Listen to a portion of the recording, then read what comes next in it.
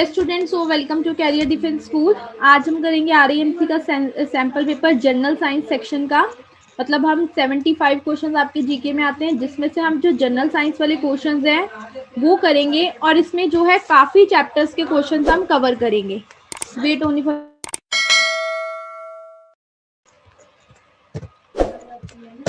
चलो।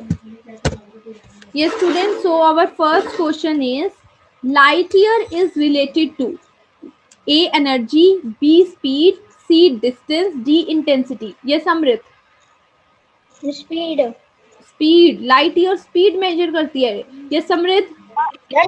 Distance ma'am, distance. Amrit only once. Yes Amrit. Distance ma'am बोला तो पहले। डिस्टेंस, यस अमृत बोल रहे। डिस्टेंस बेटा, लाइट ईयर क्या होता था? जो सन और अर्थ के बीच का डिस्टेंस था वो हम कहते थे लाइट ईयर के बेसिस पे। जैसे सन और अर्थ के बीच में 8 लाइट मिनट्स का डिस्टेंस है, तो वो क्या है कि जितना टाइम आपका एक लाइट ट्रेवल करने में लेती है उसको हम मेजर करते थे लाइट ईयर में। तो ये डिस्टेंस के लिए टर्म यूज होती है light year. Moving to your question number second, which of the following is an airborne disease? इसमें से कौन सी एयरबोर्न डिसीज है आपकी, मतलब जो एयर के थ्रू स्प्रेड होती है? A measles, B typhoid, C pink eye, D none of the above. ये हर्षित।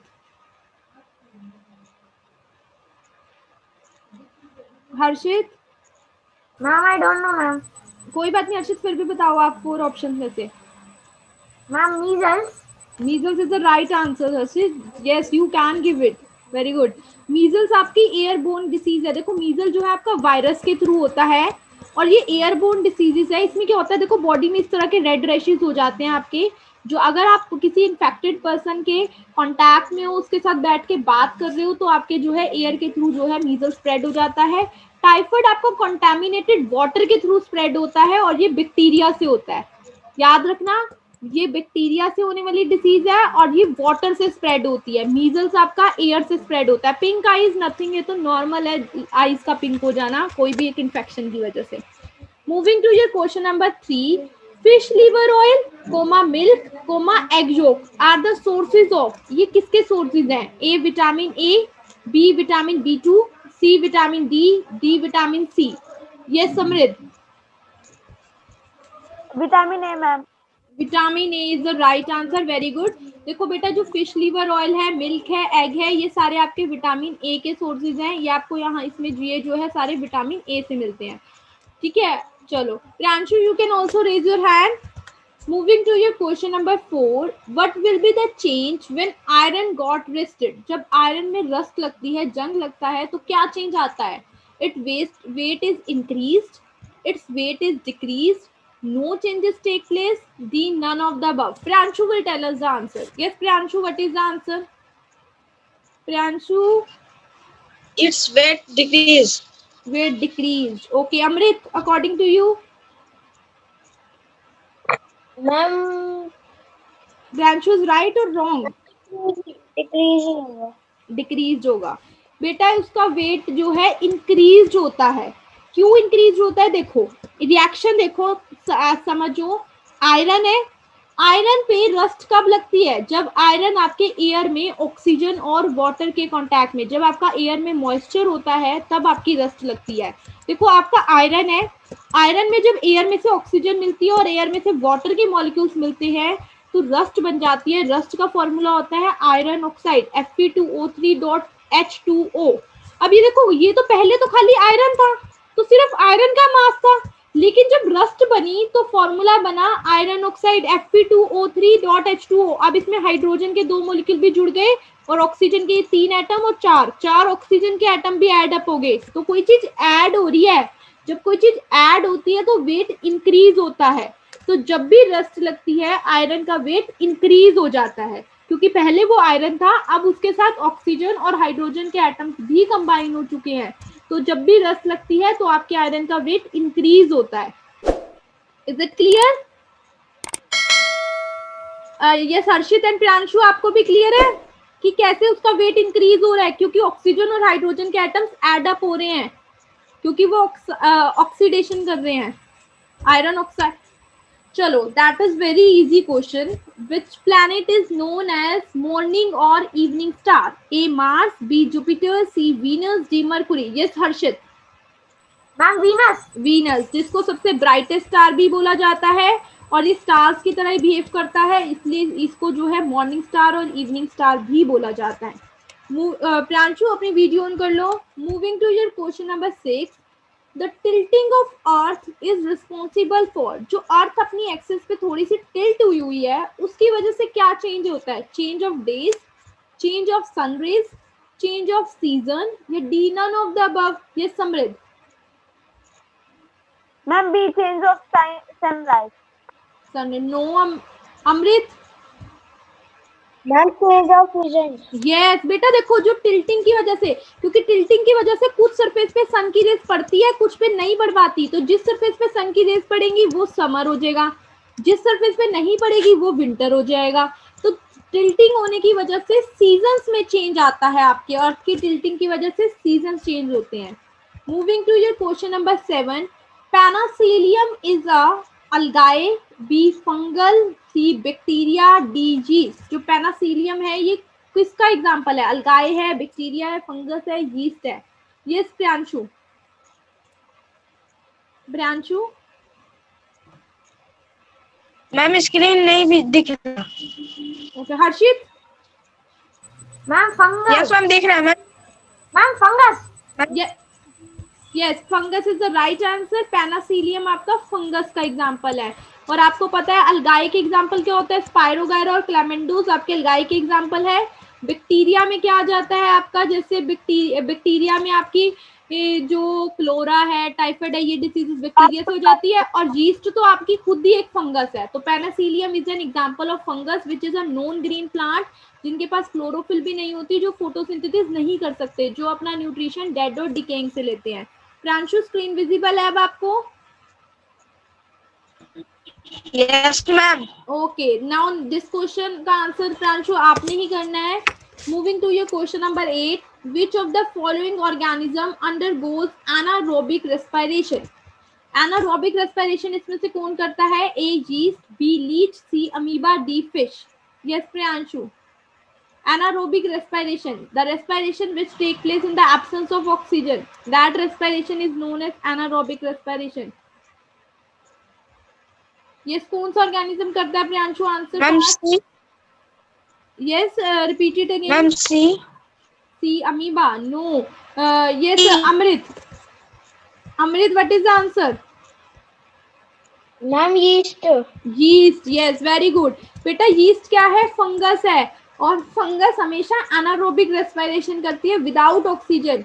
हम ह्यूमन बीइंग एरोबिक भी कर सकते हैं, एनारोबिक भी कर सकते हैं, लेकिन जो आपके फंगस है, माइक्रो ऑर्गेनिज्म है, ये ज्यादातर एनारोबिक विदाउट ऑक्सीजन रेस्पिरेशन करते हैं.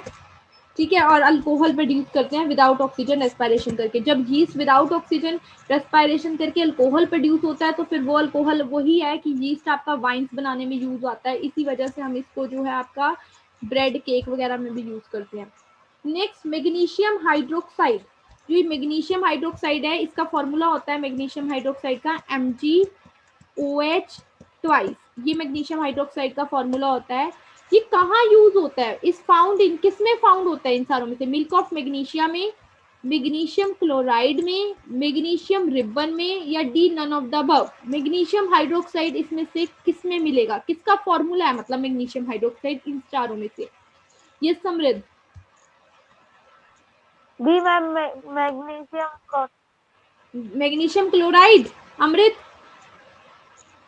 Milk of magnesia. Yes, milk of magnesia is the right answer. बेटा मैग्नीशियम, मिल्क ऑफ मैग्नीशिया का फॉर्मूला होता है मैग्नीशियम हाइड्रोक्साइड, जिसको हम एंटासिड्स की तरह भी यूज करते हैं. आपको पता है ना, दो चीजें हैं जिनको हम एंटासिड की तरह यूज करते हैं, जो हमारे स्टमक की एसिडिटी को रिमूव करने का काम करती है. First is your milk of magnesia and second is your baking soda. These two are the used for removing the acidity of your stomach. तो इनको, ये आपकी एसिडिटी रिमूव करने का काम करते हैं, तो याद रखना. और मिल्क ऑफ मैग्नीशिया का फॉर्मूला ही होता है मैग्नीशियम हाइड्रोक्साइड. इस तरह का पाउडर होता है जो एसिडिटी वगैरह, इनो वगैरह में भी यूज होता है. Moving to your question number 10. Which of the following is mixed up for making steel which can resist temperature and which has high level of hardness and anti friction resistivity. कहते हैं इसमें से कौन सी चीज को steel के साथ mix किया जाता है कि जो उसको टेम्परेचर, हाई टेम्परेचर से बचाने का काम करते हैं और हार्डनेस प्रोवाइड करती है और फ्रिक्शन नहीं होने देती. ए aluminium, B nickel, C chromium, D tungsten. Yes, Amrit. Yes, Harshit will tell us. Harshit, tell me the answer. Harshit. और उसकी वीडियो नहीं दिख रही है. Harshit, अपनी वीडियो ऑन करो and give me the answer. Maybe there is a network problem from Harshit's side. Yes, Samrit, what is the answer? Ma'am aluminium. Aluminium Hard तो is steel, total. Aluminium तो steel में पड़ता ही नहीं. ये Samriddh. Nickel. Ma'am हाँ जी. Ma'am tungsten. Tungsten, tungsten भी स्टील में नहीं डलता. Yes, Aditya, you want to give the answer? Wait a minute. Aditya is here. Yes, Aditya. Chromium. Chromium. Very good Aditya, you are right. देखो बेटा, जब हम स्टील बनाते हैं ना, स्टील क्या है? एक अलॉय है. अलॉय क्या होता है? जो मेटल्स और नॉन मेटल से मिलके बनता है. जब हम स्टील बनाते हैं तो थोड़ा सा आयरन डलता है, आयरन के साथ थोड़ा सा कार्बन, कार्बन के साथ हम क्या डालते हैं उसमें? निकल, और उसके साथ डलता है क्रोमियम. ये सारी चीजें डलती है. अब आप मुझे कहोगे फिर इसका आंसर निकल क्यों नहीं हुआ और क्रोमियम ही क्यों हुआ? क्योंकि स्टूडेंट देखो, उन्होंने क्या बोला? ऐसी सब्सटेंस बताओ स्टील में जो टेम्परेचर नहीं उसका बढ़ने देती और हार्डनेस प्रोवाइड करती है उसको और फ्रिक्शन से बचाने का काम करती है. तो स्टील में क्रोमियम ही एक ऐसी चीज है जो उसको फ्रिक्शन नहीं होने देती, हार्डनेस प्रोवाइड करती है और हमें टेम्परेचर से भी बचाती है. तो इसका जो आंसर होगा वो आपका होगा chromium. Okay, moving to your question number 11. Which of the following undergoes a physical change? Physical change, chemical changes आपने पढ़े हुए हैं, इसमें से कौन सी उसमें फिजिकल चेंज हो रहा है? A oxidation, B reduction, C sublimation, D decomposition. Raise your hand. Physical change किसमें फिजिकल चेंज हो रहा है? Physical change in which no new substances is formed. Oxidation, reduction, sublimation, decomposition. Yes, Amrit. Ma'am C होगा इसका. Yes, C is the right answer. पर अब देखो कैसे होगा. मैं आपको सारे ऑप्शन एक्सप्लेन करती हूँ. पहली बात करते हैं हम ऑक्सीडेशन की. ऑक्सीडेशन क्या होता है? किसी में ऑक्सीजन ऐड करना. जैसे मैं मैग्नीशियम में ऑक्सीजन ऐड करूँ तो क्या बन जाता है? मैग्नीशियम ऑक्साइड बन जाता है. अब देखो ये न्यू सब्सटेंस फॉर्म हो गई ना, मैग्नीशियम ऑक्साइड एक न्यू सब्सटेंस फॉर्म हो गई. तो जब हमारी कोई न्यू सब्सटेंस फॉर्म हो जाए तो वो हमारा केमिकल चेंज होता है. तो ऑक्सीडेशन तो एक केमिकल चेंज है. रिडक्शन, रिडक्शन क्या होता है? उल्टा, किसी में से ऑक्सीजन को निकाल देना. जैसे मैग्नीशियम की मैं रिडक्शन करूं तो मैग्नीशियम में से ऑक्सीजन निकल जाएगा, मैग्नीशियम और ऑक्सीजन बन जाएगा. तो मैग्नीशियम ऑक्साइड से न्यू सब्सटेंस बनी मैग्नीशियम, तो इसमें भी न्यू सब्सटेंस बनती है रिडक्शन में. तो ये भी एक केमिकल चेंज है. अब सब्लिमेशन की बात करूं. सब्लिमेशन क्या होता है? कोई भी चीज डायरेक्टली सॉलिड से गैसियस फेस में चली जाए या गैसियस से डायरेक्टली सॉलिड में आ जाए, उसे बोलते हैं सब्लिमेशन. जैसे अगर आपने देखा होगा आइस है, अगर आप आइस रखते हो तो आइस के वेपर्स बन के उसमें से धुआं निकल रहा होता है ना, स्मोक, वो वेपर्स बन के वाटर उड़ रहा होता है. अब देखो स्टूडेंट, चाहे आइस वेपर बन के उड़ जाए या वेपर से अगर आप पानी से फिर से आइस बना लो, वेपर से, वेपर की कूलिंग करो, लिक्विड आएगा, लिक्विड को फ्रीज करो, फिर से सॉलिड बनेगा. चाहे आइस के वेपर्स बने या वेपर से सॉलिड बने, रहेगा तो वो वाटर का वाटर ही, कोई न्यू सब्सटेंस फॉर्म नहीं होगी ना. चाहे आप सॉलिड से गैसेस में जा रहे हो, गैसेस से सॉलिड में जा रहे हो, कोई भी न्यू सब्सटेंस फॉर्म नहीं होगी. तो सब्लिमेशन आपका फिजिकल चेंज है. डीकम्पोजिशन होता है किसी चीज का टूट जाना. जैसे एग्जांपल दूं तुम्हें डीकम्पोजिशन की, जैसे कैल्शियम कार्बोनेट जो आपका आप जो चूना वगैरह होता है उसमें यूज करते हो. तो कैल्शियम कार्बोनेट को अगर मैं हीट करूँ ना, अगर मैं इसको हीट कर दूं तो ये किस में टूट जाता है? कैल्शियम ऑक्साइड में और CO2 में, कार्बन डाइऑक्साइड गैस बन जाती है. तो स्टूडेंट देखो, इसको हीट करने पे नवी चीज मिल रही मुझे, कैल्शियम ऑक्साइड. तो ये भी एक न्यू सब्सटेंस फॉर्म हो रहा है, तो ये भी एक केमिकल चेंज है. तो डीकम्पोजिशन, रिडक्शन और ऑक्सीडेशन, ये तीनों आपके केमिकल चेंज है और सब्लिमेशन आपका फिजिकल चेंज है. Moving to your question number 12. The metal having highest melting point. A chromium, B tungsten, C diamond, D silver. जिनका हाईएस्ट मेल्टिंग पॉइंट है? Yes Harshit, tungsten. yes, tungsten is the right answer. The metal having yes Harshit, you are right. The metal having Ma'am, highest diamond melting point है। is tungsten. Moving to your question number diamond 13. होता है, हाँ जी, diamond भी होता है। Diamond hardest होता है बेटा, लेकिन हाईएस्ट मेल्टिंग पॉइंट आपका टंगस्टन का होता है। और दूसरी बात, वो बात कर रहे थे मेटल की, डायमंड तो नॉन मेटल है, डायमंड नॉन मेटल है ना अमृत? डायमंड कार्बन है मैम। डायमंड कार्बन है, और कार्बन भी तो नॉन मेटल है। So diamond is your known metal. They are asking the metal which have highest melting point. So tungsten is a metal. Moving to your question number 13. Water holding capacity is highest in A. Loamy soil, B. Clay soil, C. Sandy soil, D. Soil containing gravel. Yes Amrit. Ma'am clay soil. Yes, clay soil, क्योंकि clay soil क्या होती है आपकी powder वाली soil होती है, तो उसकी water holding capacity जो है सबसे ज्यादा होती है। Moving to your question number 14. Muscle cramps occurs due to the accumulation of, जो बेटा अगर आप हैवी एक्सरसाइजेस करते हो तो वो हैवी एक्सरसाइज करने के बाद आपके क्या हो जाते हैं, मसल क्रैम्प्स हो जाते हैं। तो वो जो मसल क्रैम्प्स आपके होते हैं वो क्या, कौन सा केमिकल आपका एक्यूमुलेट करने की वजह से होते हैं? लैक्टिक एसिड की वजह से, एसिटिक एसिड की वजह से, अल्कोहल या डी मैलिक एसिड? आपकी बॉडी में कौन सा एसिड आपका जो है या कौन सा एसिड या सब्सटेंस एक्यूमुलेट हो जाती है जिसकी वजह से आपको मसल क्रैम्प्स होते हैं? Yes Aditya. Malic acid. No, malic acid is not. Yes Amrit. Ma'am Samriddh बोला, Amrit. Amrit Amrit. Ma'am alcohol.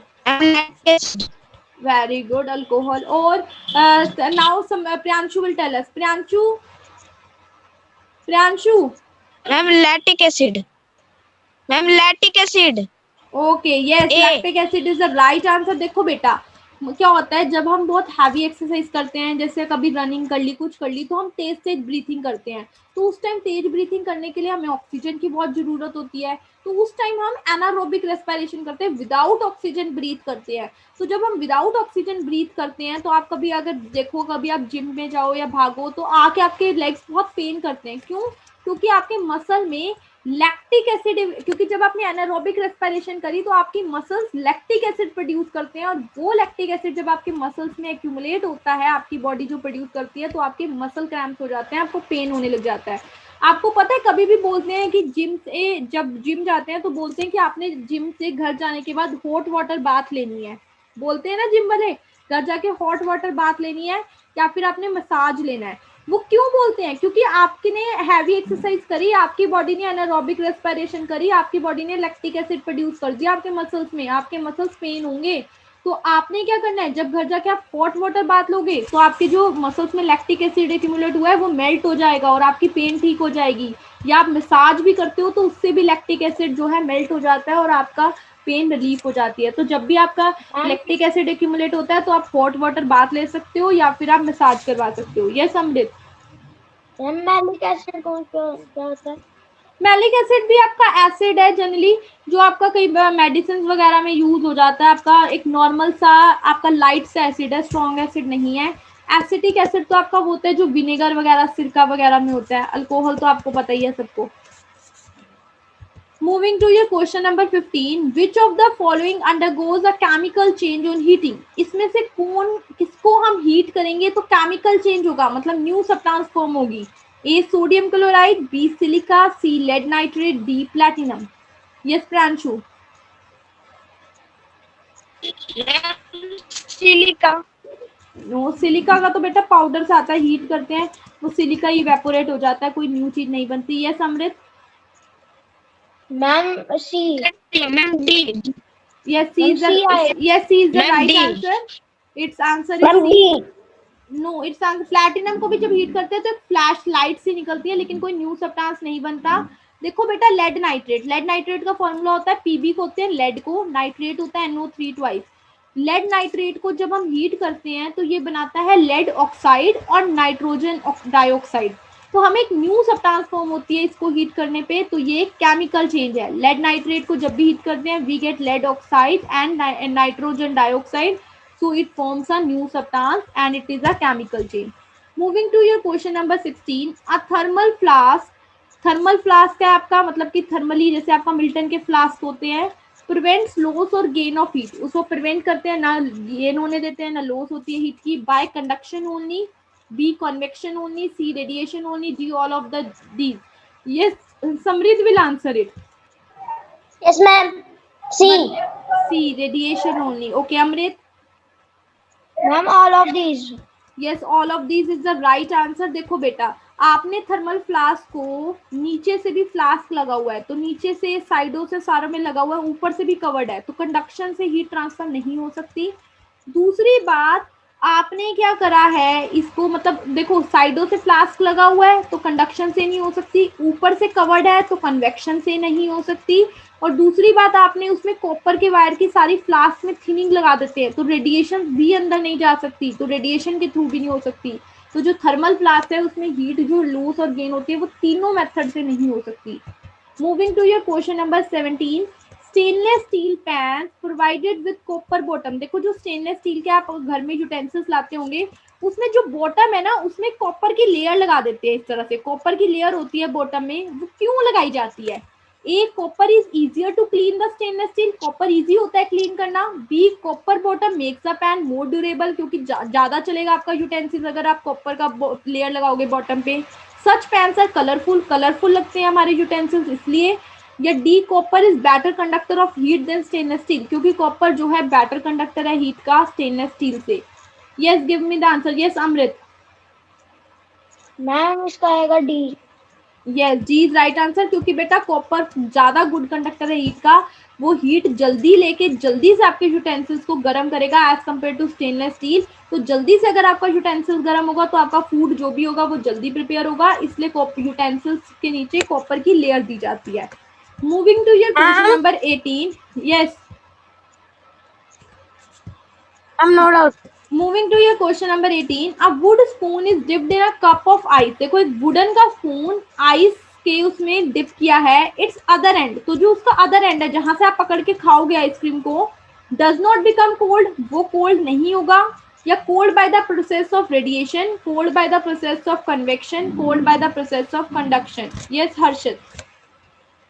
Harshit what is the answer? अगर एक वुडन स्पून है वो आइसक्रीम खा रहे हो आप उससे, ठीक है, तो आपका जो है कैसे वो आपका जो है क्या होगा, अगर कोल्ड नहीं होगा या फिर आपका कोल्ड होगा किस प्रोसेस से होगा? Harshit ma'am become cold by the process of conduction. Convection, convection ऊपर से हीट आएगी इस पे। No Amrit. Ma'am no ma'am conduction. Okay conduction. Have you experiences, आपने कभी वुडन के स्पून से आइसक्रीम खाई है? यस मैम बड़ी बार। तो फिर वो जब वो आइसक्रीम खाई है तो फिर आपका पूरी स्टिक ठंड कोल्ड होती है? ओके अमृत। मैम ए आएगा इसका आंसर। बेटा वो हीट देखो ना, जिधर से आप खा रहे हो उधर वो तो कोल्ड होगा ही नहीं। वो कोल्ड क्यों नहीं होगा? क्योंकि स्पून वुडन का है, और वुडन क्या होता है? Bad conductor of heat and electricity, मतलब वुडन ना तो हीट को ट्रांसफर कर सकता है ना ही कोल्ड को ट्रांसफर कर सकता है, तो दूसरा एंड आपका ना ही हॉट होगा ना कोल्ड होगा, क्योंकि ये वुडन है। अगर इसी की yes answer is does not become cold, वो कोल्ड नहीं होगा। Answer is a. Who is speaking? Answer is a Priyanshu. तो ए आपका कोल्ड नहीं होगा क्योंकि वो वुडन का। अगर इसी की जगह मेटल का स्पून होता तो फिर वो हो सकता था कोल्ड, क्योंकि मेटल तो गुड कंडक्टर है इलेक्ट्रिसिटी का। Moving to your question number 19, acetic acid is found in. Acetic acid आपका किसमें फाउंड होता है? अभी हमने डिस्कस किया था 2-3 question before. A curd, B spinach, C citrus fruit, D vinegar. Yes Amrit. Vinegar ma'am. Yes vinegar. आपका जो एसिटिक एसिड है वो आपका विनेगर में होता है। कर्ड में आपका क्या होता है? कर्ड में आपका लैक्टिक एसिड होता है, याद रखना। स्पाइनच में आपका ऑक्सैलिक एसिड प्रेजेंट होता है, और सिट्रस फ्रूट में आपका सिट्रिक एसिड प्रेजेंट होता है। विनेगर में एसिडिक एसिड प्रेजेंट होता है। Moving to your question number 20, which of the following is antacid? इसमें से एंटा एसिड मतलब जो एसिडिटी को रिमूव कर दे वो कौन है? ये भी हमने डिस्कस किया था अभी। A lactic acid, B formic acid, C ma'am, milk of magnesia, ma'am, D acetic acid. Yes ma'am, may I? Harshit. हाँ जी Harshit. Ma'am milk of magnesia. Yes, milk of magnesia और बेकिंग सोडा, ये ही दो ही आपके जो हैं आपके यूज किए जाते हैं एंटासिड की तरह। तो ये आपके कुछ बहुत सारे पिछले पेपर से 3-4 उनके मिक्सचर में ये क्वेश्चन बनाए गए थे सारे। तो स्टूडेंट अब मुझे बताओ ये सारे क्वेश्चन सबको क्लियर है? Is this clear to all of you? Yes ma'am. Yes ma'am, clear okay ma'am, no doubt. कल फिर हम क्या Yes, ma'am, करेंगे? अपनी फोर्स एंड प्रेशर की असाइनमेंट करेंगे। ओके स्टूडेंट्स, आज हमारा सैंपल पेपर हो गया ओके डिस्कस। मैम। तो आज एक बार सारे ma'am. क्वेश्चंस आप Yes, अपनी ma'am. नोटबुक में नोट कर लेना, मैं क्लासरूम में अपने सबको सेंड कर दूंगी। तो please note down these questions in your notebook. इस वीडियो को लाइक करें, हमारे चैनल को सब्सक्राइब कर बेल आइकन जरूर प्रेस करें हमारी न्यू वीडियो सबसे पहले देखने के लिए।